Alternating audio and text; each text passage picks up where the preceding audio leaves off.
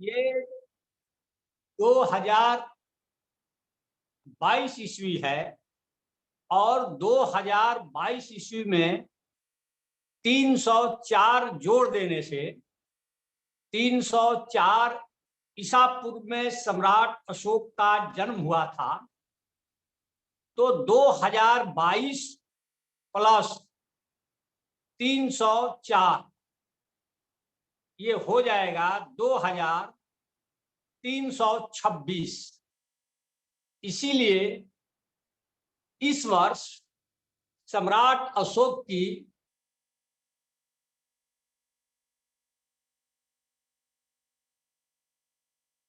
2356वीं जयंती है।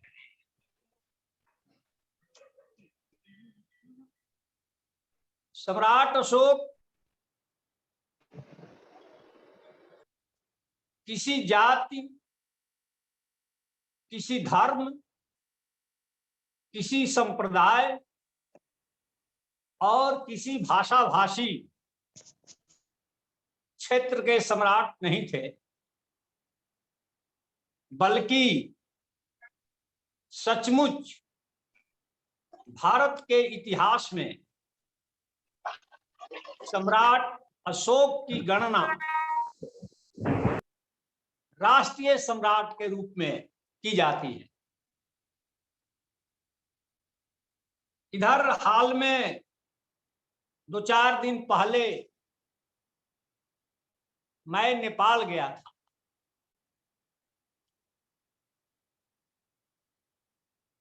वहां पर सम्राट अशोक के मैंने 3 स्तंभ, 3 पिलर देखे।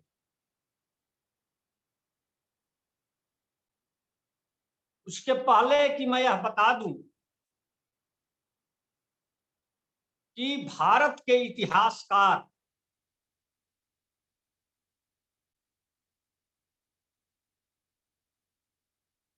सम्राट अशोक को शूद्र साबित करने के लिए ढेरों सारे तर्क जुटाए हैं। इतिहास के पन्नों में जितनी चर्चा या जितने उनके वर्क्स, उपलब्धियों और कार्यों का विवरण होना चाहिए, उससे ज्यादा मैं देखता हूं कि इतिहास की पुस्तकों में ज्यादा पन्ने इस बात को लेकर के खर्च किए गए हैं कि सम्राट अशोक शूद्र थे या क्षत्रिय थे। आश्चर्य कि इतिहासकार जातिवादी बने हुए हैं और सम्राट अशोक के जमाने में जाति व्यवस्था नाम की कोई चीज नहीं थी। उस समय वर्ण व्यवस्था नहीं थी। मैं बराबर कहता हूं कि अशोक के जमाने में गण व्यवस्था थी, वर्ण व्यवस्था नहीं थी। लेकिन भारत के इतिहासकार पूरे इतिहास को वर्ण व्यवस्था के सांचे में ढाले हुए और उसी के अनुरूप इतिहास लेखन कर रहे हैं। परिणाम यह कि मौर्य साम्राज्य का जब से उद्भव होता है, जब से उसका डेवलपमेंट होता है, उसके पहले ही पन्ने से शुरू करते हैं कि सम्राट अशोक शूद्र थे, तो दासी पुत्र थे। ये सब कथा कहानियां सम्राट अशोक के नाम पर इतिहासकारों ने बनाई है और वो भी कपोल कल्पित ग्रंथों के आधार पर, विष्णु पुराण के आधार पर भारत के इतिहासकार बताते हैं कि सम्राट अशोक शूद्र थे। तो यह भारत में यह बात मानी जाती है कि पुराण हमारे यहाँ के बहुत पुराने ग्रंथ हैं। तो जिस विष्णु पुराण का उदाहरण देकर इतिहासकार बताते हैं कि सम्राट अशोक शूद्र थे, उस विष्णु पुराण की आयु क्या हो सकती है? कितने वर्षों पुराना है वो पुराण। विष्णु पुराण में आंध्र देश के कैंकल राजाओं का वर्णन, कैंकल राजाओं का वर्णन। वो लोग आंध्र देश में शासन करते थे, यह बात विष्णु पुराण में लिखी हुई है। और कैंकल राजाओं का जो कार्यकाल है वो 900 ईस्वी तक पहुंचती है। 10वीं शताब्दी में कैंकल राजा थे, और जब कैंकल राजाओं का जिक्र है विष्णु पुराण में, तो जाहिर है कि विष्णु पुराण 10वीं शताब्दी के बाद में लिखा गया है। और उसके 1200 हजारों साल पहले सम्राट अशोक का जन्म हुआ था। इसलिए विष्णु पुराण सम्राट अशोक का इतिहास बताने में अक्षम है। उसका प्रयोग इतिहासकारों को बंद कर देना चाहिए, क्योंकि उससे इतिहास में गड़बड़ी होने की संभावना है। और तो और ये तो विष्णु पुराण की बात है। विष्णु पुराण का जो टीका ग्रंथ है, अब विचार कीजिए कि वो कब लिखा गया। हम लोग जब पाली लिटरेचर का अध्ययन करते हैं तो पाली लिटरेचर से ये पता चलता है कि खत्तीय लोग ही सर्वश्रेष्ठ, खत्तीय लोग ही सर्वश्रेष्ठ थे। तो खत्तीय लोग जब सर्वश्रेष्ठ थे तो उन्हें शूद्र साबित करने के चक्कर में भारत के इतिहासकार क्यों हैं? इसलिए मैं कहता हूं कि भारत के इतिहासकार सम्राट अशोक को वर्ण व्यवस्था के सांचे में ढालना बंद करें।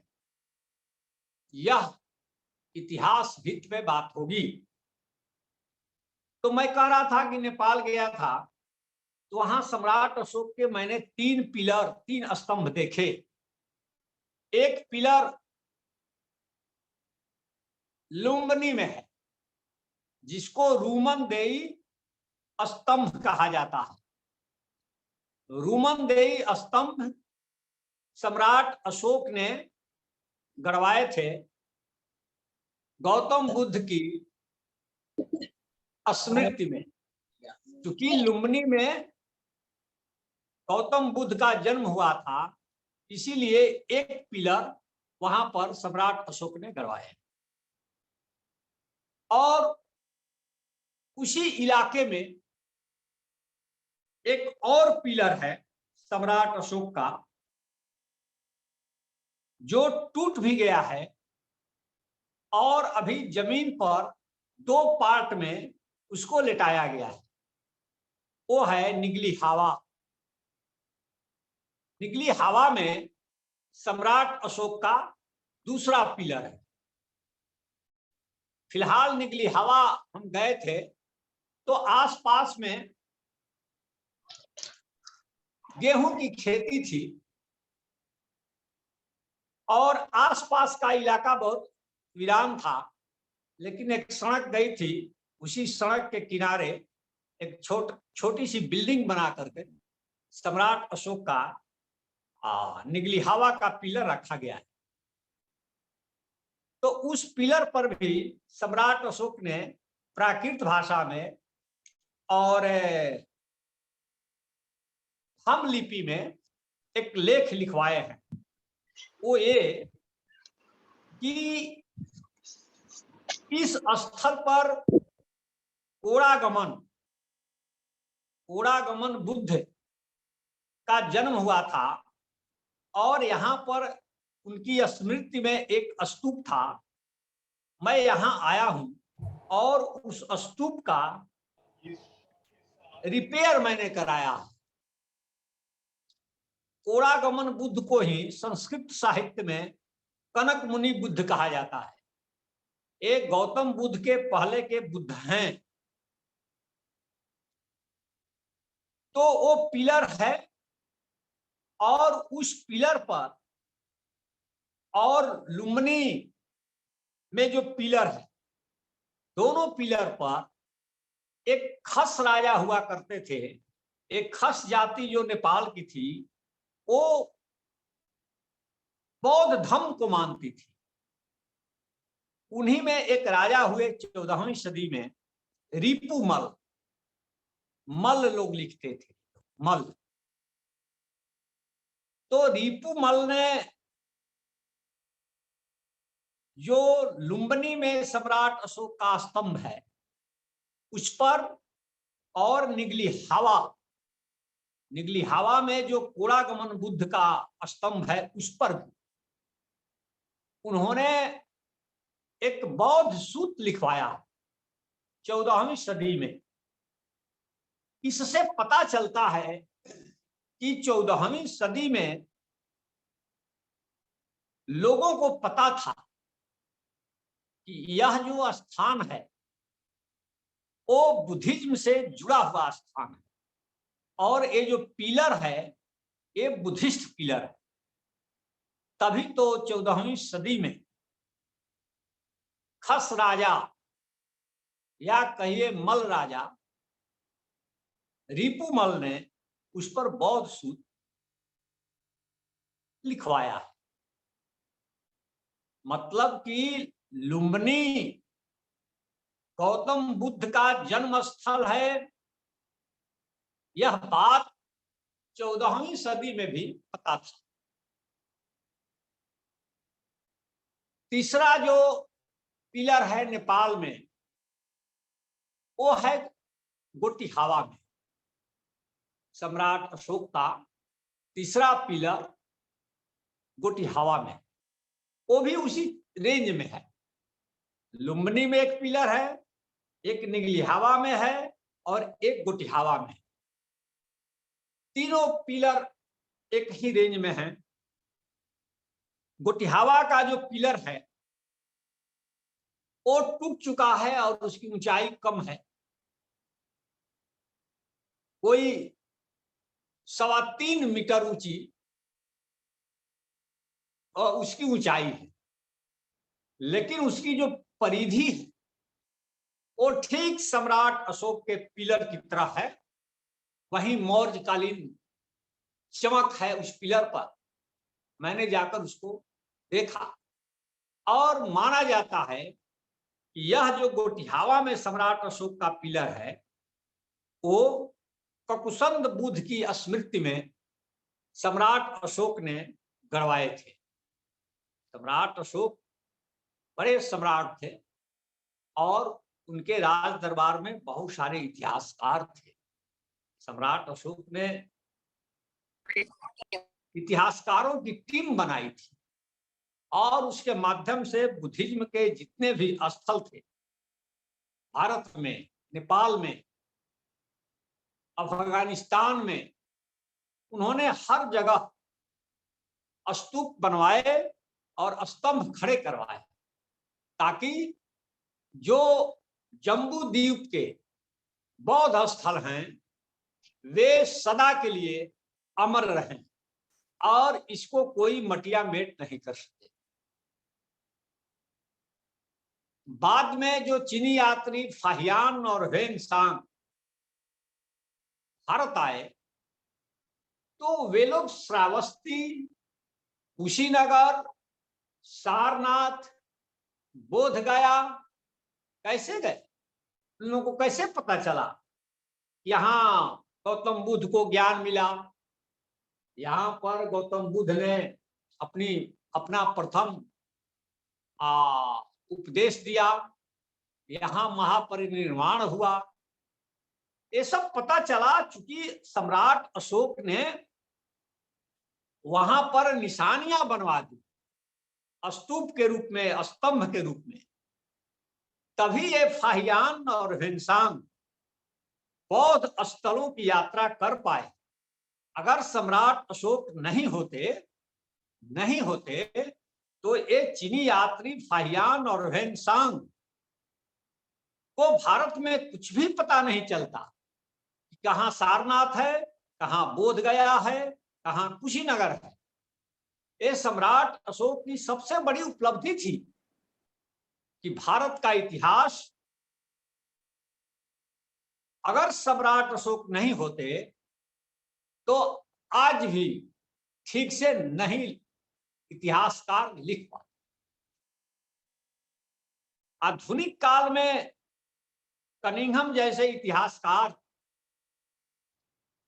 जब खोज में लगे तो उन्होंने फाहियान और हेनसांग की डायरी के आधार,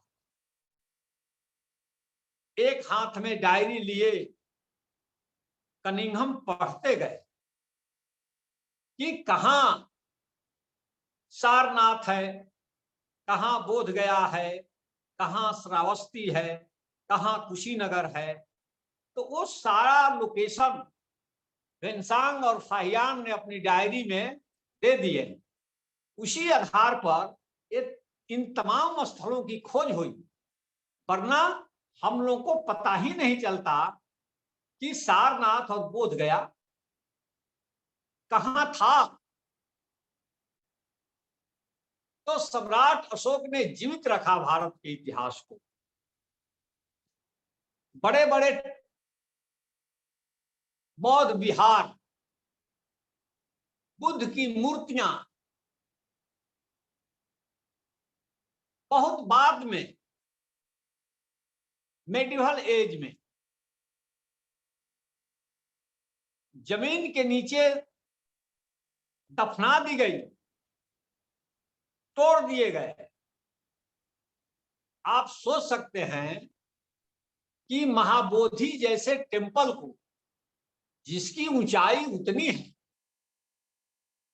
उसको वो भी जमीन के नीचे ही मिला। सुजाता का गांव जिसने बुद्ध को खीर खिलाई थी, उनका भी गांव इधर ही पता चला। 2006 में इधर 20वीं सदी में 21वीं सदी में पाली साहित्य में सुजाता के गांव का नाम सेनानी ग्राम लिखा हुआ है, सेनानी ग्राम। इधर हाल तक सुजाता के गांव को बकनौर कहा जाता था, बकनौर, आज भी बकनौर कहा जाता है। लेकिन जब सुजाता का स्तूप का पता चला कि इस गांव में सुजाता के नाम पर स्तूप है, उनकी स्मृति में खुदाई हुई, तो उसको अब लोग सुजाता ग्राम कहते हैं। वहां से एक अभिलेख मिला पूर्व मध्यकाल का, जिस पर लिखा हुआ था यह सुजाता का स्तूप है। उसे पता चल गया यह सुजाता का गांव है। मैंने सुजाता के गांव की यात्रा की थी, तो लोगों से पूछा कि भाई इतना ऊंचा स्तूप है सुजाता का, आप लोगों को कैसे नहीं पता चला यहां कुछ है? तो लोग बताए कि सर यहाँ टीला था, टीला था और किसी को पता नहीं था कि यहाँ सुजाता का स्तूप है। उस सुजाता के स्तूप का वर्णन ठीक महाबोधि टेम्पल के बाद जो निरंजना नदी है उसके उस पार सुजाता का गांव है। नदी का फासला, उसी गांव की वो बिटिया थी, तो वहां पर स्तूप है। लेकिन हेनसांग और फाहियान ने वहां पर बताया है कि एक स्तंभ था सम्राट अशोक का बनवाया हुआ। वो हर जगह सुजाता के गांव को सम्राट अशोक अमर कर देना चाह रहे थे भारतीय इतिहास में। इसीलिए उन्होंने सुजाता की याद में, सुजाता की स्मृति में उनके गांव में बहुत बड़ा स्तूप बनवाए, एक विशाल पिलर खड़ा करवाए थे। तो स्तूप तो आज आप जाकर वहां देख सकते हैं, है, लेकिन पिलर नहीं है, पिलर गायब है। वो पिलर लेकिन है जो आप महाबोधि टेम्पल में जाते हैं और वहां पर जो एक पिलर दिखाई पड़ता है महाबोधि टेम्पल में, वह सुजाता के गांव का पिलर है। जो यहां ला दिया गया है।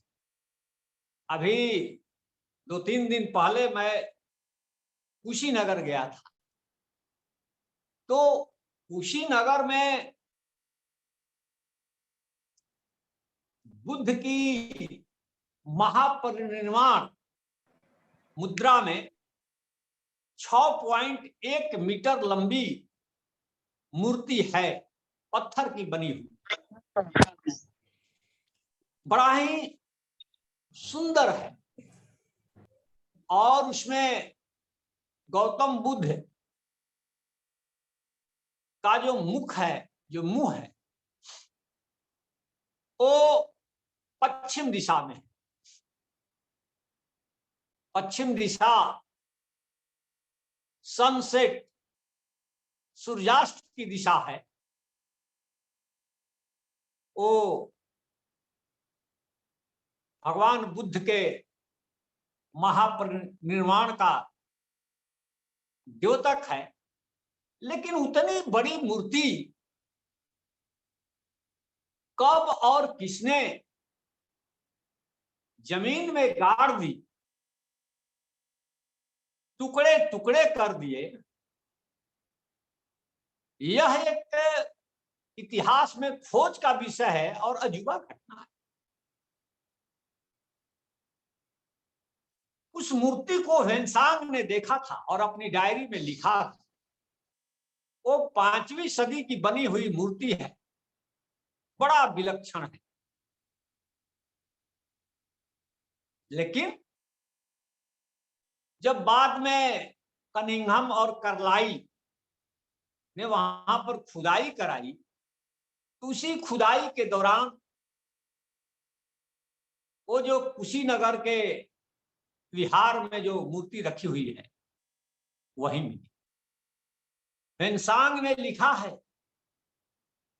कि उस मूर्ति, वह मूर्ति ईंट की बना हुआ एक विहार में था उस जमाने में, 7वीं सदी। और उसके सामने एक बहुत बड़ा अशोक का बनवाया हुआ पिलर था। वहां भी सम्राट अशोक ने एक स्तूप बनवाया था और उस पिलर पर लिखा है कि गौतम बुद्ध के महापरिनिर्वाण का इतिहास लिखा हुआ है। उसे वेन्सांग ने पढ़ा था, लेकिन लोगों ने उस पिलर को गायब कर दिया। यदि वो पिलर मिल जाता जो कुशीनगर में सम्राट अशोक ने खड़े करवाए थे और जिस पर गौतम बुद्ध के महापरिनिर्वाण का वृत्तांत लिखा हुआ था, तो हमारा इतिहास और ऑथेंटिक हो जाता, प्रमाणिक हो जाता। लेकिन ऐसा नहीं हो सका।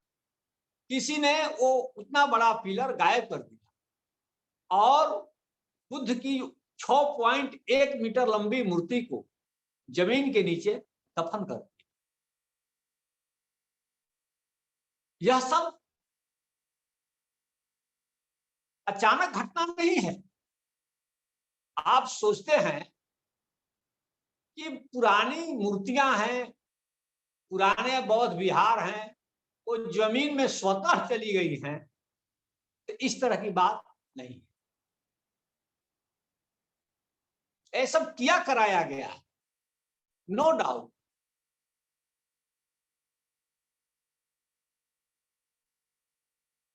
लुम्बिनी में भी देखे कि उसी प्रकार का स्ट्रक्चर बन रहा है।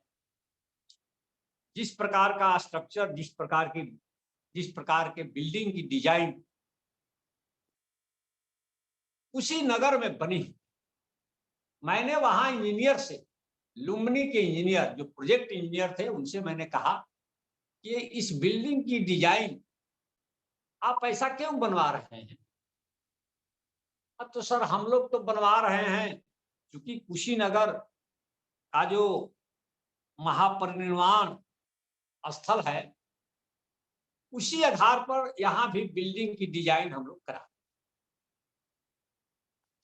मैं जब कुशीनगर पहुंचा तो वहां के बौद्ध भिक्षु से मैंने बात की, तो उन्होंने संकेत दिया कि अजंता की गुफा में भगवान बुद्ध की इसी प्रकार की प्रतिमा है, शयन मुद्रा में, और उसका जो आर्किटेक्चर है अजंता की गुफा का, उसी आर्किटेक्चर के आधार पर कुशीनगर का यह बिल्डिंग बनी। इतना ही नहीं, 5वीं शताब्दी में कुशीनगर का जो शिल्पांकन है, सांची के स्तूप पर शिल्पांकन है, तो उसकी भी डिजाइन थी उसी प्रकार। तो इस प्रकार हम देखते हैं कि सम्राट अशोक ने भारत के इतिहास को बचाए रखा, बुद्धिज्म के इतिहास को सम्राट अशोक ने संरक्षित करवाया। यदि सम्राट अशोक नहीं होते तो बुद्धिज्म का इतिहास पूरी तरह से मटिया मेट हो गया। सम्राट अशोक ने न केवल बुद्धिज्म का इतिहास बचाए रखा, बल्कि बुद्धिज्म के विचारों को देश दुनिया में दूर दूर तक फैलाए। उत्तरी अफ्रीका, दक्षिण पूर्व यूरोप, पश्चिम एशिया, तमाम जगहों पर सम्राट अशोक ने धम्म के सिद्धांतों को फैलाए। इधर सम्राट अशोक का एक लघु शिलालेख दिल्ली में भी मिला 1966। आज दिल्ली भारत की राजधानी है। सम्राट अशोक के जमाने में दिल्ली का डेवलपमेंट उस तरह से नहीं हुआ था जिस तरह से हम लोग आज देखते हैं, लेकिन दिल्ली कभी बुद्धिस्ट प्लेस था। इसीलिए सम्राट अशोक का एक लघु शिलालेख दिल्ली के बाहापुर में मिलता है। सम्राट अशोक ने जहां जहां अभिलेख खुदवाए, जहां जहां स्तंभ खड़े करवाए, वो अधिकांश बौद्ध स्थल पर ही करवाए थे। इसीलिए मैं कहता हूं कि दिल्ली कभी बौद्ध स्थल था। तो वो तो पता ही नहीं चलता कि सम्राट अशोक का अभिलेख दिल्ली में भी है। ये 1966 की बात है कि उस पहाड़ी पर बहुत लोग जाते थे, बैठते थे, भैंस के चरवाहे भैंस चराते थे, लेकिन किसी को पता नहीं था यहाँ सम्राट अशोक का अभिलेख है। एक दिन प्रोग्राम हुआ कि भाई इन पत्थरों को तोड़ करके यहाँ पर रिहायशी इलाका बनाया जाए, कॉलोनी बसाया। उसी क्रम में डायनामाइट लगाया गया, बारूद लगाया गया उसको उड़ाने के लिए। तब तक उसके जो ठेकेदार थे उनका नाम था जंग बहादुर सिंह। जंग बहादुर सिंह ने देखा कि भाई पहाड़ पर कुछ लिखा हुआ है। उन्होंने रोक दिया, इसे बारूद से मत उड़ाइए, देखिए क्या है। उसकी जांच हुई तो पता चला यह और कुछ नहीं बल्कि सम्राट अशोक का शिलालेख है। वो अभी है। लेटेस्ट जो सम्राट अशोक का शिलालेख मिला है वो कैमूर जिले से मिला है 2009 ईस्वी। 2009 ईस्वी में सम्राट अशोक का इधर एकदम लेटेस्ट और आखिरी अभिलेख मिला है, ये बिहार के कैमूर जिले में। मैं वहां गया था और मैंने उस शिलालेख को देखा। 9 लाइन में वो शिलालेख है, 9 लाइन्स है। ऐसा लगा कि उस शिलालेख के लेटर लगा कि कोई रात में ही लिखवाया। माने 2200 साल पहले, आज से 2200 साल पहले सम्राट अशोक हुए जिन्होंने वो अभिलेख लिखवाए थे। लेकिन मैं गया तो लगा कि आज रात में ही किसी ने लिखवाया। इतनी चमक थी उस लेटर में, पता नहीं कौन सा लेप लगा, उसकी चमक में कोई कमी नहीं। एकदम चौकोर चौकोर स्क्वायर में वे लेटर हैं। सम्राट अशोक के लेटर को आप देख करके आंख से बता सकते हैं यह सम्राट अशोक का लेटर। आज की प्रिंटिंग मशीन भी उस तरह के लेटर बनाने में विफल हो जाएगी। इतना सुडौल और वर्गाकार वे लेटर है। तो उस स्थान को लोग मुतमोरिया बोलते हैं। नहीं पता था। मुतमोरिया, मुत माने मूत्र करने का, मोरी नाली, लेकिन उसका शुद्ध नाम है मठ मोरिया। मोरियों का वो मठ था। इसलिए अब जो वहां पर साइन बोर्ड लिखवाया गया है वो मठ मोरिया के नाम से। कभी सम्राट अशोक वहां आए थे, विश्राम किए थे, इसलिए किए थे कि मठ मोरिया में कभी बुद्ध भी रुके थे। सारनाथ से, ये बोध गया से गौतम बुद्ध ने सारनाथ की जो यात्रा की थी वो कैमूर की पहाड़ी से थी, जिसमें एक रात मैं जिस शहर में हूं, सासाराम में, यहां भी रुके थे।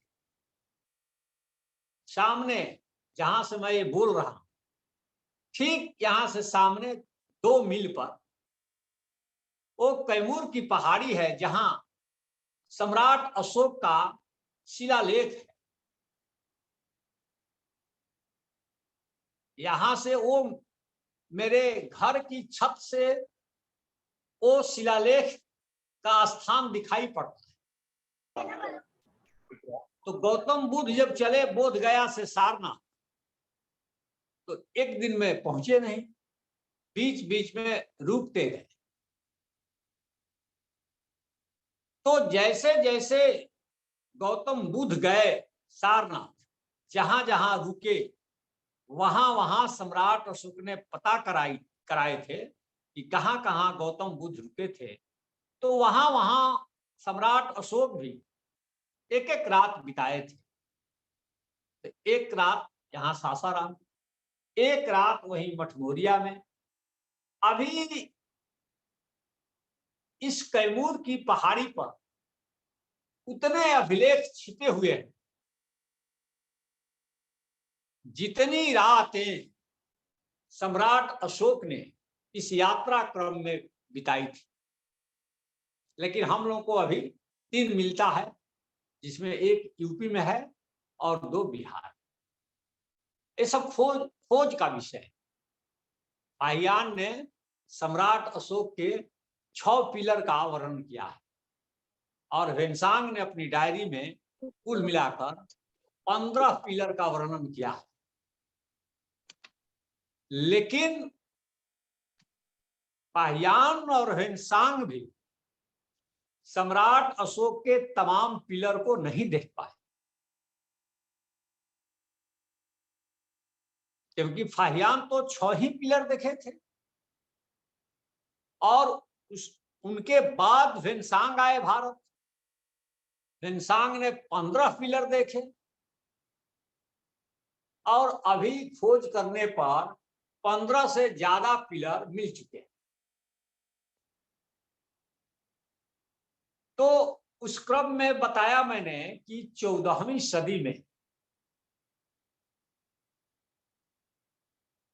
नेपाल में लोगों को पता था कि ये पिलर जो है ये बुद्धिज्म का है, इसीलिए निगली हावा और लुम्बिनी के पिलर पर रिपुमल ने बुद्धिज्म के सूत्र लिखवाए हैं। 14वीं सदी नेपाल के लोगों को पता है। लेकिन भारत में जब 2 पिलर फिरोज शाह तुगलक 14वीं सदी में दिल्ली ले आए थे, दिल्ली तोपरा और दिल्ली मेरठ, तब भारत में किसी को पता नहीं था कि ये सम्राट अशोक का पिलर है। जब पिलर वो दिल्ली आ गया तो फिरोज शाह तुगलक ने विद्वानों को आमंत्रित किया कि इस पिलर पर कुछ लिखा है। ये 1356 की बात है, 1356 ईस्वी की बात है। तो कोई भी विद्वान 1356 में भारत का कोई भी विद्वान सम्राट अशोक के पिलर पर लिखी हुई लिपि को नहीं पढ़ सकता। अफसोस कि 14वीं सदी में नेपाल के लोगों को पता था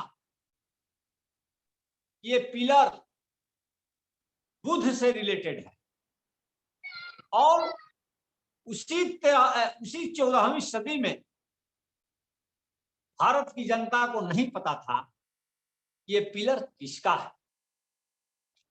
जबकि फिर 15वीं सदी में हम लोग देखते हैं कि बर्मा के राजा को पता है कि सम्राट अशोक क्या थे। वहां के राजा 15वीं सदी में धर्मचेती हुए, उन्होंने कल्याणी अभिलेख लिखवाया है बर्मा में, जो आज भी है, जिसमें उन्होंने बर्मा के राजा धर्मचेती ने लिखवाया है कि मेरी इच्छा है कि मैं सम्राट अशोक के सिद्धांतों पर चलूं, उनके मार्ग पर चलूं। 15वीं सदी में बर्मा के राजा को पता है, लेकिन भारत के किसी राजा को पता नहीं। 14वीं सदी में जब फिरोज शाह तुगलक ने विद्वानों को बुलाया तो पूछा कि भाई बताइए इस पर क्या लिखा। कोई नहीं पढ़ सका। इसमें कुछ एक विद्वानों ने दावा किया कि इस पर राजा साहब यह बात लिखी हुई है कि इस पिलर को कोई नहीं हटा सकता है। लिखा है कि भविष्य में एक राजा होंगे फिरोज शाह तुगलक, वही इस पिलर को दिल्ली ला सकते हैं। चापलूसी की हद थी। फिरोज शाह तुगलक के जो दरबारी इतिहासकार थे, उनका नाम था अफीफ। वो वित्त मंत्रालय में काम करते थे फिरोज शाह तुगलक के। अफीफ ने अपनी किताब तारीखे फिरोज शाही में लिखा है कि 14वीं सदी में भारत की जनता सम्राट अशोक के स्तंभ को भीम की लाठी कहती थी। सोच लीजिए, भीम की लाठी कहती थी। यह बात अफीफ ने 14वीं सदी में लिखी है। लव उसको भोजपुरी, मैथिली, मगही आदि भाषाओं में बिहार की लाठी को लौर कहा जाता है। लौर। इसीलिए आप उत्तरी बिहार में 3 अशोक के पिलर हैं, बड़े बड़े 40 फीट वाला। एक लौरिया अरेराज में, एक लौरिया नंदनगढ़ में और एक रमपुरवा में। तो लौरिया अरेराज माने अरेराज में एक लौर है, लौर, लौर माने लाठी, और एक लौर है लौरिया नंदनगढ़ में, इसीलिए उसका नाम है लौरिया नंदनगढ़। और वहां नेपाल में तिलौरा कोट है, जहां हम गए थे, जिसको कुछ इतिहासकारों ने तिलौरा कोट को कपिल वस्तु माना। यही कपिल वस्तु है, यही महाराजा सुधोधन का राजप्रसाद है, और गौतम बुद्ध के 29 साल यही बीते थे। मैंने उस स्थल का मुआयना किया 6-7 दिन पहले, तिलौरा कोट का। तो तिलौरा कोट का मतलब हुआ कि ती माने तीन, तिलौरा वहां गांव है सटे हुए, और गांव के बाहर तिलौरा कोट, जिसको इतिहासकार मानते हैं कि ये कपिल वस्तु है। तो तिलौरा का मतलब हुआ 3 लौर। 3 लौर कौन कौन हुआ? एक लौर लुम्बिनी में, दूसरा लौर निगली हवा में, और तीसरा लौर गोटिहावा में। इसीलिए उसका नाम है तिलौरा कोट। सम्राट अशोक, यहाँ तो समुद्रगुप्त को भारत का नेपोलियन कहा जाता, समुद्रगुप्त को भारत का नेपोलियन कहा जाता। आप जान लीजिए, दुनिया के अनेक राजाओं ने अपने को सम्राट अशोक के मार्ग पर चलने में गौरवान्वित महसूस किया है। 5वीं सदी में चीन के राजा थे लियांग वुडी, चीन के राजा लियांग वुडी थे। उन्होंने पूरे सम्राट अशोक के सिद्धांत को अपना लिया, बौद्ध हो गए, वही काम किए चाइना में जो भारत में सम्राट अशोक ने किए थे। लियांग वुडी को चीन का सम्राट अशोक कहा जाता है। यहां अभी बताए कि बर्मा के जो 15वीं सदी के राजा थे धम्मचेती, उन्होंने अपने अभिलेख में इच्छा व्यक्त की है कि मैं सम्राट अशोक के मार्ग पर चलने की मुझे बहुत दिली इच्छा है। दुनिया के सम्राटों ने सम्राट अशोक के मार्ग पर चलने की इच्छा व्यक्त की है। समुद्रगुप्त को भारत का नेपोलियन कहा जाता है, तो लियांग वुडी को चीन का सम्राट अशोक कहा। इससे पता चलता है कि सम्राट अशोक की जो दीप्ति थी, जो कांति थी, उस राजा का जो विराट व्यक्तित्व था, वो 2200 साल के बाद भी वो आज भी धूमिल नहीं हुआ।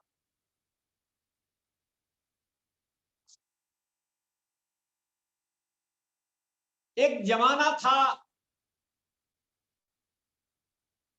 कि भारत बहुत सुंदर था, विद्वानों का देश था, बड़े बड़े संतों दार्शनिकों का देश था। मैं तो कहता हूं कि अभी हाल में तिब्बत बहुत छोटा देश है, तिब्बत के साक्या मठ में 21वीं सदी में एक बौद्ध लाइब्रेरी मिली। इंटरनेट पर खोज करके आप उसे देख सकते हैं। जानते हैं उस लाइब्रेरी में कितनी किताबें हैं? 84,000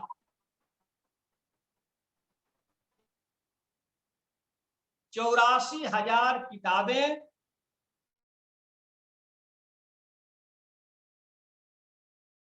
2003 ईस्वी में, किसी को पता ही नहीं था। अब आप सोच लीजिए कि तिब्बत जैसे छोटे देश की एक छोटी सी लाइब्रेरी में 84,000 किताबें हैं, तो भारत के नालंदा यूनिवर्सिटी में कितनी किताबें होंगी। इसीलिए जब लोग कहते हैं कि नालंदा यूनिवर्सिटी को जलाया गया, तो उसमें इतनी किताबें थी कि महीनों उसका धुआं उठा था। यह कथा नहीं है, यह गल्प नहीं है, यह फैक्ट है, सत्य है। वो 2003 में मिली 84,000 किताबों से पता चलता है। आप विचार कर सकते हैं कि 84,000 किताबों को लिखने वाला कौन? 84,000 किताबों को लिखना कितना कठिन काम है, कितने लेखक लगे होंगे, कितने बड़े बड़े बहुत विद्वान थे। तो तिब्बत जैसे छोटे देश के एक छोटी सी लाइब्रेरी में 84,000 किताबें हैं, तो नालंदा, विक्रमशिला, उदंतपुरी में कितनी किताबें होंगी। ये बौद्ध लोग कितना पढ़ते थे, कितने बड़े विद्वान थे, इसका अंदाजा तो लग ही जाता। तो 84,000 जब किताबें लिखी जा सकती हैं, तो सम्राट अशोक ने अगर 84,000 स्तूप बनवा दिया, ये कौन सी बड़ी बात है। एक किताब लिखने में लेखक को काफी समय लगता है, वर्षों वर्षों लग जाते हैं। तो 84,000 जब किताबें लिखी जा सकती हैं, तो एक राजा के लिए 84,000 बनाना कौन बड़ी बात है, जिसके पास इतनी सारी संपदा थी।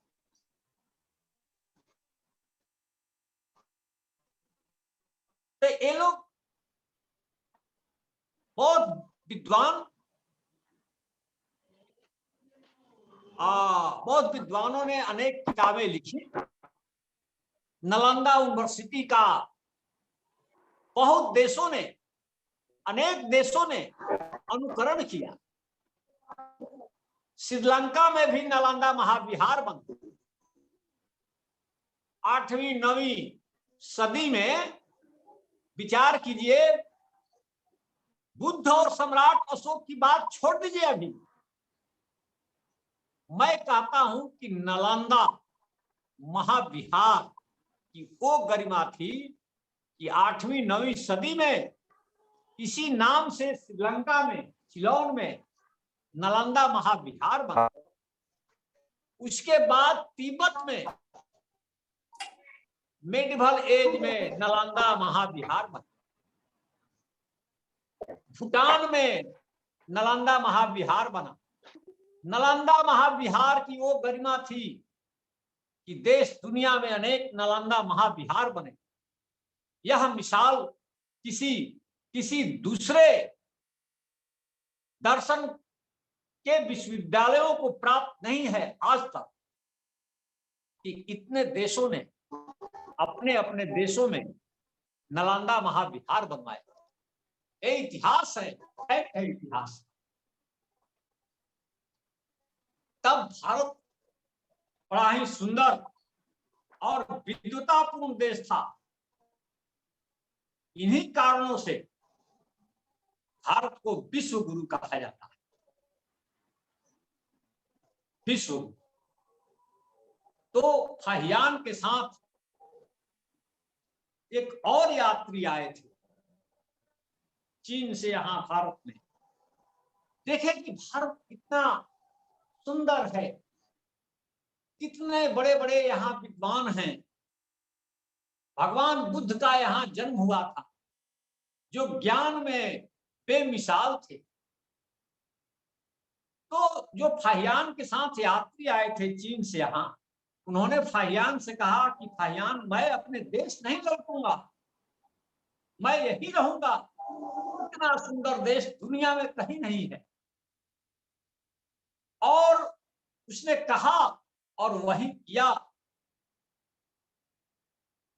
वो यही रह गया भारत में, यही उसकी मृत्यु हुई। फाहियान ने लिखा है, उसने ये भी कहा कि अगर कोई अगला जन्म होता होगा तो मुझे अगले जन्म में इसी भारत में जन्म देना और किसी बौद्ध घर में जन्म देना।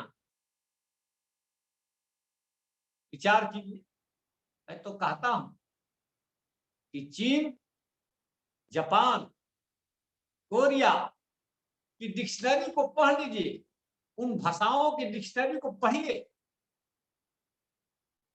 कोरियाई भाषा में, चीनी भाषा में, जापानी भाषा। भारत को स्वर्ग कहा जाता है, हीवेन, जन्नत। भारत ही स्वर्ग था, भारत ही जन्नत था, भारत ही हीवेन था। यह कोरिया, जापान और चीन के डिक्शनरी से पता चलता है, पढ़ने से। और हम भारत के लोग आकाश में स्वर्ग खोज रहे हैं। दुखद।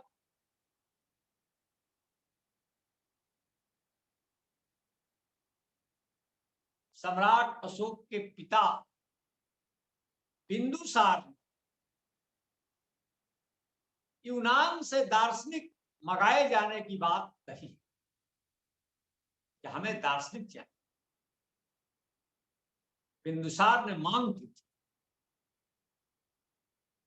जिसमें कहा गया था कि हम लोग दार्शनिकों को नहीं दे सकते। लेकिन जिस देश में गौतम बुद्ध हुए, तो अशोक ने अपने ही देश में उतने बड़े दार्शनिक की खोज कर ली, गौतम बुद्ध की। सम्राट अशोक ने यूनान से दार्शनिक नहीं मांगा। सम्राट अशोक जान गए कि बुद्ध से बड़ा कोई दार्शनिक नहीं है। इसीलिए बुद्ध के मार्ग पर सम्राट अशोक चले और वो शोहरत हासिल किए जो शायद ही विश्व के किसी सम्राट को वो ख्याति मिली हो जो सम्राट अशोक को मिली। लेनिन ने रूस में मार्क्स के सिद्धांतों को लागू किया। भारत में सम्राट अशोक ने गौतम बुद्ध के सिद्धांतों को लागू किया। ये तो सुनते हैं कि लोगों को अहिंसक बनाया जाए या किसी संत ने बनाया, लेकिन पूरा स्टेट ही अहिंसक हो जाए, पूरा राज ही अहिंसक हो सकता है, यह कल्पना अशोक राज में आप कर सकते हैं कि सम्राट अशोक ने राज्य को ही, स्टेट को ही अहिंसक बनाया। भारत में यदि शांति के दो ही प्रतीक हैं, एक गौतम बुद्ध और दूसरे सम्राट अशोक। यह इतिहास की बहुत बड़ी घटना है कि अशोक राज में इन दोनों प्रतीकों का, गौतम बुद्ध और सम्राट अशोक का मणिकांचन संयोग हुआ। यही कारण है कि अशोक राज की ख्याति दुनिया के कोने कोने तक फैली। कितना समय हो गया बेटा? 1 घंटा। हाँ सर। जी सर। तो 1 घंटा बीत चुका जी। तो कोई प्रश्न हो तो किया जाए। बिल्कुल बिल्कुल सर, बिल्कुल। आप जिस ढंग से सर पूरा इतिहास का ब्यौरा दे रहे थे अशोक, सम्राट अशोक की, और साथ में भगवान बुद्ध की देशना की, तो अपने आप में हम लोग सब बिल्कुल उसमें खो गए थे कि इतना बढ़िया इतिहास आपके पास से सुनाई दे रहा था हमें। और बहुत ही साधुवाद सर, इतना बढ़िया व्याख्यान आपने दे दिया सर। मैं कंटिन्यू कर सकते हैं करती हूँ जी। कोई प्रश्न हो तो कृपया पूछिए। प्रश्न था जी। हाँ, मैं राजेंद्र प्रसाद सिंह सर के ज्ञान से बहुत अभिभूत हूँ। वाशिम से बात कर रहा हूँ सर। और फेसबुक से तो मैं हमेशा उनकी पोस्ट पढ़ता हूँ और बहुत खुशी हो मिलती है कि इतना ज्ञानी आदमी हमें मिला, दोस्त मिला फेसबुक पर। जो अशोक के बारे में जो बताते हैं कि कलिंग युद्ध हुआ, वो खारवेल के थे कलिंग। लेकिन वो उनका जो प्रतिस्पर्धी था, जो कलिंग युद्ध में अशोक से अ, लड़ा हो, तो उनका नाम बताते नहीं, उनके ज्यादातर इंफॉर्मेशन उपलब्ध ही नहीं है सर। तो कौन थे बता सकते हैं? हुसैकर साहब जरा बोलिए क्या आप पूछ रहे हैं। नहीं सर, वो ये पूछ रहे हैं कि हमें ये पता चलता है कि कलिंग युद्ध में सम्राट अशोक ने कलिंग के राजा को हराया, लेकिन ये नहीं पता चल रहा है कि कौन सा राजा है। तो अच्छा, कौन है वो? अच्छा। हाँ, तो इसका कोई हम लोगों के पास ऑथेंटिक प्रमाणिक ब्यौरा नहीं है अभी तक, या कोई इतिहासकार अभी तक खोज नहीं पाया है कि उस समय राजा कौन थे। हो सकता है कि गणतांत्रिक व्यवस्था रही हो और उस तरह की रिपोर्ट हम लोग के पास नहीं है। सर मेरा एक प्रश्न है, क्या आप सुन पा रहे हैं मुझे? हाँ जी बोलिए। जी, मैं जयानंद मौर्य हूँ। मैंने बीएचयू से बीएससी एमएससी किया, अभी एस्ट्रोफिजिक्स से मैंने पीएचडी कंप्लीट की है। तो प्रोफेसर साहब के पेज को मैं काफी फॉलो करता हूँ। मैं आजमगढ़ से हूँ, मूलतः यूपी से, और मैं इनके पोस्ट को शेयर भी करता रहता हूँ। लेकिन मेरा ये है कि मैं कभी अगर हो सके कि कभी सर से मिल के मैं 1-2 घंटे बैठ के डिस्कस कर सकूं, ऐसा कभी संभावना हो सके या कांटेक्ट नंबर मिल जाए, क्योंकि प्रश्न मतलब काफी सारे हैं और वह यहाँ जूम मीटिंग में हो पाना थोड़ा मुश्किल मुझे लग रहा है। तो और एक डीप अंडरस्टैंडिंग और इंसाइट के लिए अगर कभी हम बैठ के डिस्कस करने का मौका मिल जाए तो बड़ा मेरा सौभाग्य हो।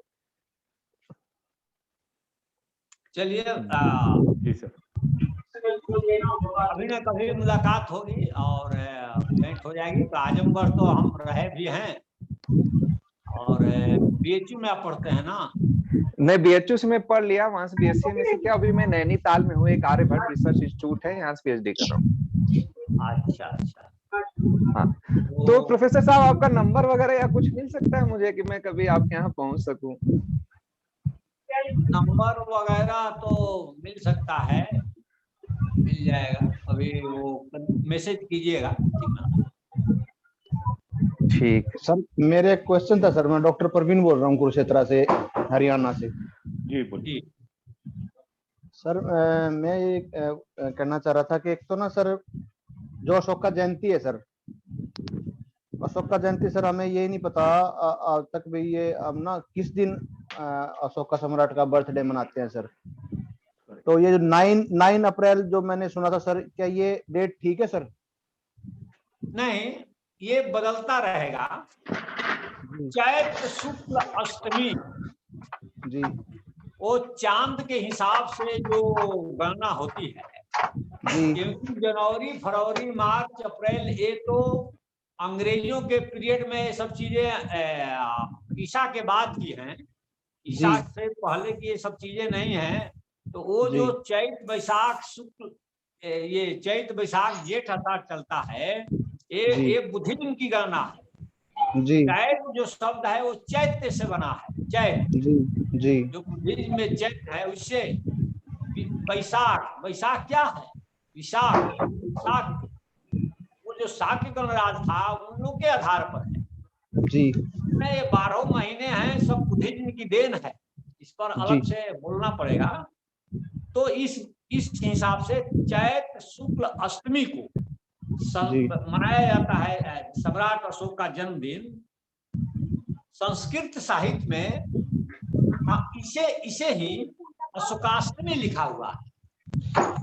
पुराण में और व्रत त्योहार की जो चर्चा होती है, तो सम्राट अशोक की जयंती को संस्कृत साहित्य में अशोकाष्टमी कहा गया है। और उसमें एक गलत ढंग से लिखा हुआ है कि अशोकाष्टमी के दिन, अशोक अष्टमी के दिन, आज अष्टमी है जी शुक्ल का, ये बात लिख दिया गया है कि अशोकाष्टमी के दिन अशोक वृक्ष की पूजा होती है जी।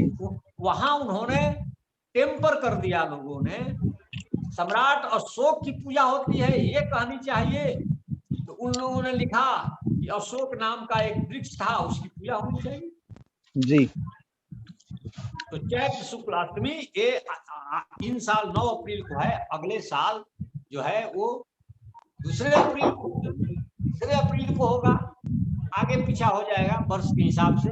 यहाँ बिहार सरकार ने आज पूरे बिहार में आज अवकाश है, आज अशोकाष्टमी को लेकर, अशोक जयंती को लेकर आज सारे विश्वविद्यालय बिहार के बंद हैं, अवकाश पर हैं, जगह जगह पर आज सेमिनार वगैरह का आयोजन हुआ है पूरे बिहार में। जी। अब सर मेरा क्वेश्चन जो नेक्स्ट है सर वो इसी से रिलेटेड था कि जैसे अभी प्रोफेसर साहब को मैं सुन रहा था, मैं आपका तो सर फॉलोवर हूँ ही, वो कह रहे थे भाई हम आपसे पर्सनल जैसे मिलना चाहते हैं, तो सर मेरा अगला क्वेश्चन ये था कि हम कोई एक डेट, जैसे आप जैसे बुद्धिजीवी लोग हैं, आप जो एक कोई भी डेट फिक्स करें जैसे, तो नेक्स्ट टाइम जब हम मिले तो एक इसको नेशनल लेवल पे मनाने की मेरी एक आपसे अनुरोध भी है, जो सुन रहे हैं उनसे भी, कि हम कम से कम एक दिन तो वर्ष में अशोक जो ग्रेट है इनके नाम से कोई जयंती मनाएं या कुछ ऐसा सेलिब्रेशन कोई एक दिन फिक्स करें आज ही, ताकि नेक्स्ट ईयर की हम पूरी तैयारी करें और इसको नेशनल लेवल पे मना सकें। और इस चीज के लिए सर हमारा यहाँ पे कुरुक्षेत्र के अंदर ना ब्रह्म सरोवर पे गीता जयंती लगती है सर हर साल, लेकिन साथ में क्या है कि बुद्ध स्तूप बना हुआ है वहां पे, बिल्कुल उसकी उस पे इवन लाइटिंग भी नहीं होती है सर। तो मैं अब की बार अपने 6-7 फ्रेंड को वहां ले जाके हमने वहां पे अशोका के वहां पे ना कैंडल वगैरह जलाई थी। तो मेरा मोटो सिर्फ ये है सर कि मैं इसको नेशनल लेवल पे अशोकाष्टमी को ना सिर्फ एक ही दिन मनाना का कुछ ऐसा मेरा प्रपोजल है, और आप यदि सहयोग करेंगे तो मुझे बड़ा अच्छा लगेगा सर। एक सर मेरा एक नेक्स्ट क्वेश्चन ये है कि मुझे कोई ऐसी बुक बताई जाए जिसमें अशोका द ग्रेट के बारे में मैं पूरा पढ़ पाऊं सर। धन्यवाद सर। देखिए अशोक पर किताबें लिखी गई हैं, किताबें जो हैं ओ कहीं ना कहीं से टेम्परिंग है। मेरी खुद की 2 लिखी हुई किताबें हैं सम्राट अशोक पर। एक का नाम है भारत में अशोक राज और दूसरी किताब का नाम है सम्राट अशोक का सही इतिहास। ये 2 किताबें हैं, एक किंडल बुक है, दोनों कागज पर नहीं है। आप इसे चाहेंगे तो ई बुक के रूप में इसको आप इंटरनेट पर पढ़ सकते हैं, जिसमें नए तथ्य हैं, नई चीजें हैं।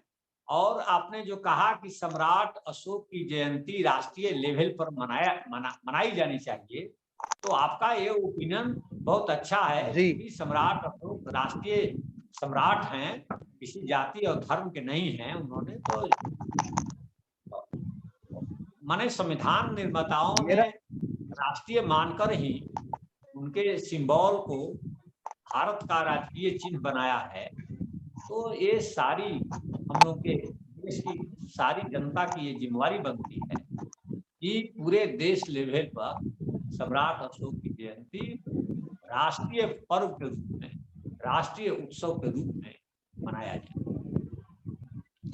मैं कुरुक्षेत्र में तो सर आप सभी को इनवाइट करता हूं सर, आपको डेट फिक्स करो, अगले साल में मैं पूरी तैयारी कर दूंगा सर, सारी अरेंजमेंट मेरे पास है। आप बहुत साधुवाद डॉक्टर परवीन जी, करेंगे तो राइट। और हमारा भी यही प्रयास है कि सम्राट अशोक की जयंती जो है ये हर साल बड़ी धूमधाम से मनाई जाए। आज भी अगर आप देखोगे कि महाराष्ट्र में हमने काफी धूमधाम से मनाई है सम्राट अशोक की जयंती। आज ही सवेरे हम नासिक की जो एक गुफाएं हैं वहां पर हमने मनाई है उनकी जयंती। तो ऐसे हर जगह पे होनी चाहिए। जैसे सर ने बताया कि आज पूरे पटना शहर जो है वो पूरे सम्राट अशोक की जयंती मना रहा है, और आप जैसे अगर और भी कुछ उसमें मोटिवेट होते हैं तो डेफिनेटली अगले साल मनाएंगे कुरुक्षेत्र में। हरियाणा में कहीं भी हो तो सर मुझे जरूर इन्फॉर्म करना आप प्लीज। हाँ जी जरूर। Thank you sir, will remain in contact. और किसी को कोई प्रश्न है?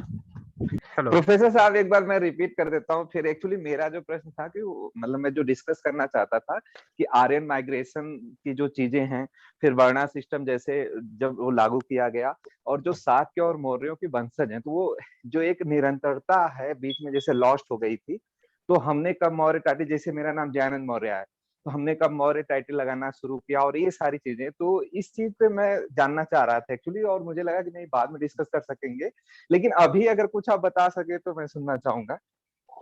जी देखिए, जितना आप लोग प्रश्न कर रहे हैं, एक एक प्रश्न को लेकर के हमको लंबा बोलना पड़ेगा, क्योंकि नई चीजें है ना। लेकिन एक चीज जान जाइए कि सम्राट अशोक को अशोक मौर्य पहली बार जूनागढ़ शिलालेख में लिखा गया है संस्कृत भाषा में। वो दूसरी सदी का ईसा के बाद 150 ईस्वी का है। उसी पर पहली बार अशोक मौर्य शब्द का इस्तेमाल हुआ है, और मौर्य उपाधि के रूप में अशोक के नाम के आगे उसी अभिलेख में पहली बार हमको मिला। तो भूषेकर साहब बहुत बहुत धन्यवाद। बहुत बहुत धन्यवाद सर। आपने हमें माफ कीजिएगा, एक अनुरोध है सर।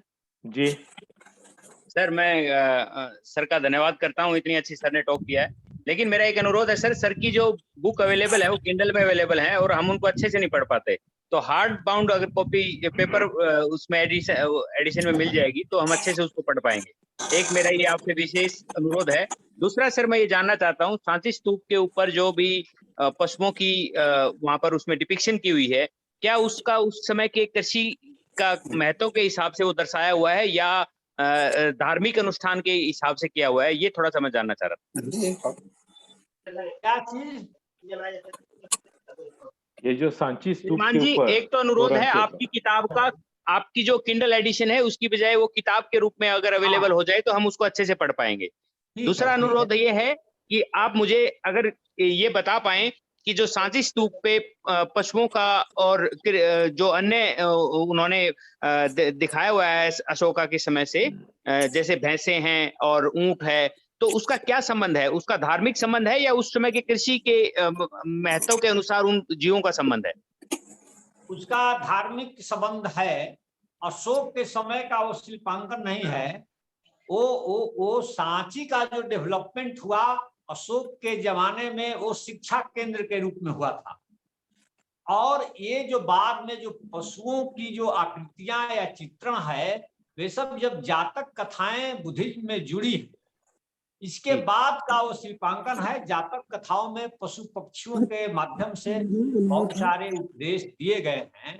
ये सब बाद की चीजें हैं और बाद के वो शिल्पांकन हैं। जी, हेलो धन्यवाद सर। हाँ जी सर, नमो बुद्धाय। मैं डॉक्टर सुधा सोनकर बोल रही हूँ। जी जी सर, आपको आवाज आ रही है मेरी? हाँ जी, बोलिए बोलिए। आवाज आ रही है। मैं डॉक्टर सुधा सोनकर बोल रही हूँ, बीएचयू इतिहास विभाग से पीडीएफ स्कॉलर हूँ। सर, मैं ये जानना चाह रही थी कि मेरा जो टॉपिक है सर, मिर्जापुर क्षेत्र के कोल आदिवासियों का इतिहास था, तो आदिवासी समाज और बुद्ध धर्म ये किस तरह से रिलेटेड है, ये मैं जानना चाहती हूँ सर से। और मैं ये बताना चाहती हूँ कि सर, जो मेरा पीडीएफ का जो टॉपिक है वो है कोल समाज की, आदिवासी समाज की सांस्कृतिक इतिहास, जिसमें सर मैं कोल राजाओं के बारे में लिखना चाहती हूँ जिनकी वो पूजा करते हैं, जिसमें है राजा लाखन, राजा कलिंगा और भैंसासुर। तो ये तीनों राजा मैं जहाँ तक देखती हूँ सर कि ये बुद्धिस्ट राजा मुझे ये दिखाई देते हैं। इनके मिर्जापुर क्षेत्र में काफी पुरातात्विक अवशेष मैंने देखे हैं फील्ड वर्क के दौरान। मैंने फेसबुक पर सर को बहुत सारे मतलब पिक्स भी भेजे हैं और जो मैंने फील्ड वर्क के दौरान लिए थे, लेकिन सर ने उसका कोई रिप्लाई नहीं दे पाए। तो मैं सर से जानना चाहती हूँ कि अगर इस विषय में वो कुछ मार्गदर्शन करे ताकि मैं पीडीएफ में कुछ अच्छा वर्क आदिवासी समाज और बुद्ध धर्म को जोड़ते हुए कर सकूं। इस पर फिर लंबा बोलना पड़ जाएगा। आदिवासी समुदाय ने बुद्धिज्म के डेवलपमेंट के लिए बहुत कुछ किया है। जी। और जो कोल राजा हैं, तो ये लोग जो कुलीय गणराज था, जिस गणराज में बुद्ध की शादी हुई थी, तो कोल कोरी, कोयरी, ये लोग सब एक ही थे। जैसे जैसे आप इतिहास में पीछे की ओर जाइएगा, वैसे वैसे जातियों की संख्या घटती जाएगी। जी सर। आदिवासी समुदाय ने, और मैं तो कहता हूं कि 28 बुद्धों की परंपरा रही है, इसमें नाना प्रकार के ट्राइब, ये सब मौर्य लोग भी तो ट्राइब्स ही थे। जी। बोलिए गणराज, बोलिए गणराज, ये सब तो ट्राइब्स थे, सब जनजाति थे। तो सर जनजाति कहना या फिर उन्हें मूल निवासी कहना ये बेहतर उस होगा? जमाने में जनजाति ही थे। आप डीडी कोसंबी का भी किताब पढ़िएगा, उसमें उन्होंने लिखा ही है कि ये लोग कबीला थे। जी जी जी। हाँ, ठीक है, बहुत बहुत धन्यवाद। बहुत बहुत अब, धन्यवाद सर जी। फिर आगे बात होगी। हाँ जी सर, बहुत बहुत हाँ सर। धन्यवाद। बहुत साधु साधु प्रश्न साधु पूछना था बहुत सर। धन्यवाद। चलिए, बहुत और बहुत धन्यवाद आप बहुत लोगों बहुत जी जी, साधुवाद और सर। सभी सुना। सभी Thank you. दर्शकों को बहुत बहुत आभारी हूँ कि आपने पिछले 6 दिन से इस संगोष्ठी में जुड़े हुए हैं। और भी आगे चलकर बहुत सारी संगोष्ठी हम आयोजन करने वाले हैं जो बौद्ध संस्कृति से निगडित होंगे। धन्यवाद। श्रीमान जी, नमो एक बुद्धाय। अनुरोध है। हाँ जी, मेरा भी हाँ सवाल जी। था सर। सर हाँ जी, हेलो।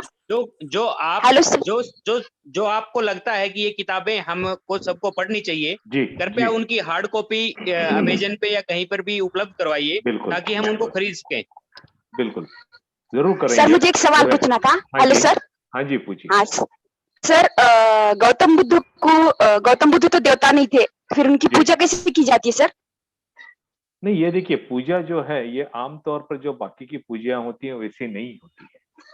भगवान बुद्ध की जो पूजा वो करते हैं, वो खुद कहते हैं कि उनकी जो पूजा है वो 3 स्तरों पे होनी चाहिए। एक कायिक है, दूसरी वाचिक है और तीसरी मानसिक है या चैतसिक है। तो जैसे बाकी के जगह पे देखते हैं, कोई और संप्रदाय या धर्मों में हम देखते हैं कि वहां पर बहुत सारी पूजा अर्चनाएं होती है, बहुत सारे कर्मकांड जैसी चीजें होती है, बहुत सारा मैकेनिकल होता है। भगवान बुद्ध की पूजा में ये सारा चीज मैकेनिकल नहीं होता है। आप सोच समझ कर, जान कर उस ढंग की पूजा करते हैं। जैसे भगवान बुद्ध की रूप जो है, मूर्ति जो है, उनके सामने भी जब आप पंचांग प्रणाम करते हो तो वो उस मूर्ति में आप कोई भगवान वगैरह के हिसाब से नहीं देखते हो। आप ये देखते हो कि वो भगवान बुद्ध का रूप है, उसमें भगवान बुद्ध के तत्व जैसे हैं, उन तत्वों को, उन विचारों को आप पूजा करते हो। ये सबसे इंपॉर्टेंट चीज है। ये कोई बाकी के संप्रदाय या किसी के जैसे कि भाई चलो 2-4 फूल मालाएं डालो, ये अगरबत्ती जलाओ, ये जलाओ, धूप जलाओ, इस ढंग से करो और 10 पंचांग प्रणाम करो या 10 प्रदक्षिणा करो, इस ढंग की बात नहीं है यहाँ पर। ये हमने समझनी चाहिए। भगवान बुद्ध को जब तक आप मानसिक तौर पर, चैतसिक तौर पर जब तक आप उनको अपनाते नहीं हो, तब तक उनके सही मायने में पूजा या उनका आचरण उनके विचारों का नहीं हो सकता है। तो पूजा भी जो होती है वो बिल्कुल साक्षी भाव से करनी चाहिए। अगर आप बिल्कुल जैसे बाकी के लोग करते हैं कि जो खुद को बहुत बड़े श्रद्धालु समझते हैं, लेकिन वो श्रद्धालु नहीं है, वो अंधविश्वासु है, कर्मकांडी है। भगवान बुद्ध के धम्म में आप में सबसे इंपॉर्टेंट चीज है कि आप में श्रद्धा उत्पन्न होनी चाहिए, और दूसरी चैतसिक तौर पर आपने भगवान बुद्ध की अर्चना करनी चाहिए। उनके नहीं है, व्यक्तिगत नहीं है, उनके विचारों की अर्चना करनी चाहिए, और वो भी पूरी साक्षी भाव से, तब जाके सही मायने में ये पूजा होती है। जी, thank you sir. Thank you sir. मुझे चलिएगा, हेलो, सभी को बहुत बहुत धन्यवाद। मेरी आवाज आ रही है एक बार? हाँ जी, बहुत बहुत धन्यवाद हाँ जी, सर मैं हाँ जी, बोलिए मीना साहब, बोलिए। हाँ, मैं सबसे पहले आपको बहुत बहुत धन्यवाद देता हूँ और आभार प्रकट करता हूँ। आप सभी का आपने इतना अच्छा मंच प्रदान किया वैचारिक स्तर पर, और पिछले 6 दिन से मैं जानता हूँ कि इसके पीछे आपने जो मेहनत रखी है उसके लिए बहुत बहुत धन्यवाद देता हूँ। और आगे भी उम्मीद करता हूँ कि इस तरह के जो प्रयोजन आप रखते रहेंगे, और लोगों को जोड़ने का, जो भगवान बुद्ध ने भी धम्म पद में कहा है कि सब्ब दानम धम्म दानम जिनाति, तो उसका जो उस परिकल्पना को आप साकार रूप दे रहे हो, उसके लिए मैं आपको धन्यवाद देता हूँ। आपके पीछे जो टीम रही होगी, इतने अच्छे वक्ता लाए और लोगों को जोड़ने का काम किया, तो उसके लिए मैं आपको बहुत बहुत धन्यवाद देता हूँ, अपना व्यक्तिगत आभार प्रकट करता हूँ। बिल्कुल। नमो आप बुद्धाय। सभी का धन्यवाद कि आपने वक्त थैंक यू निकालकर सर। इन सारे संगोष्ठी में पिछले 6 दिन से आप इसमें भाग ले रहे हो, सारे व्याख्याता को सुन रहे हो, और इसी में मुझे आनंद मिलता है। बहुत बहुत साधु धन्यवाद। साधु साधु सर। नमो बुद्धाय। जय नमो बुद्ध। बुद्धाय। बहुत बहुत साधुवाद sir. Yes. Thank you Sadhu.